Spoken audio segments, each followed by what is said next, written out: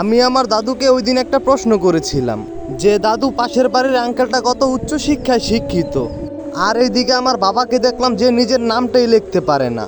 পাশের বাড়ির আঙ্কেলের আম্মু আঙ্কেলকে অনেক উচ্চ শিক্ষায় শিক্ষিত করে গড়ে তুলছে, আর তুমি আমার বাবাকে কেমন শিক্ষা দিলা যে নাকি নিজের নামটাই লিখতে পারে না।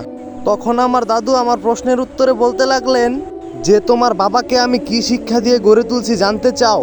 আচ্ছা, তুমি তো তোমার পাশের বাড়ির শিক্ষিত আঙ্কেলটাকে দেখলা, তোমার ওই আঙ্কেলটাকে যেই মা উচ্চশিক্ষায় শিক্ষিত করে গড়ে তুলছে, তুমি কি কখনো সেই মাকে দেখছো?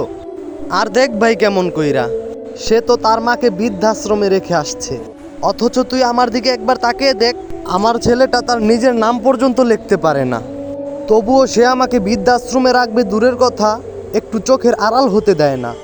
এখন তুই একটু বিবেক দিয়া বল, এটা কি তোর কাছে কোনো শিক্ষা মনে হয় না? একটা উচ্চশিক্ষায় গড়ে তোলা সন্তানও তার মাকে বৃদ্ধাশ্রমে রেখে আসে, এখানে তোর বাপ নিজের নামটা পর্যন্ত লিখতে পারে না, তবুও তোর বাপ আমাকে বৃদ্ধাশ্রমে রেখে আসে নাই, তোদের নিজের কাছে রেখে দিছে। এখন তুই বল কার শিক্ষাটা সঠিক ছিল? সত্যি কথা বলতে ওই দিনে আমি বুঝতে পারলাম যে উচ্চশিক্ষায় শিক্ষিত হলেই শিক্ষিত হওয়া যায় না, পাশে সুশিক্ষাটাও সন্তানকে দেওয়া লাগে। সন্তানকে শুধু উচ্চশিক্ষায় শিক্ষিত করলেই হবে না, পাশাপাশি সুশিক্ষাটাও দিয়েন। সন্তানদেরকে দিয়েন না এমন শিক্ষা, সন্তানদেরকে দিয়েন না এমন শিক্ষা যেন শেষ বয়সে এসে আপনাদের করতে হয় রাস্তায় ভিক্ষা। আশা করি আমার কথাগুলো বুঝতে পারছেন। ধন্যবাদ।